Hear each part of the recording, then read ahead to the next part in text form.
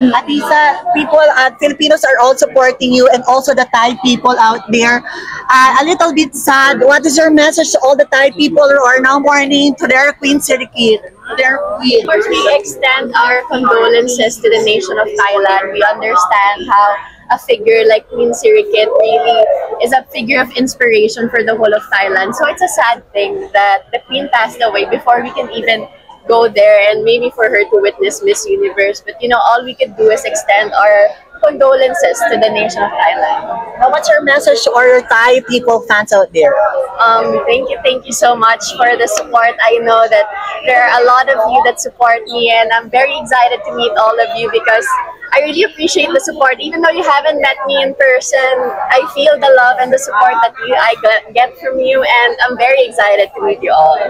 Soy más.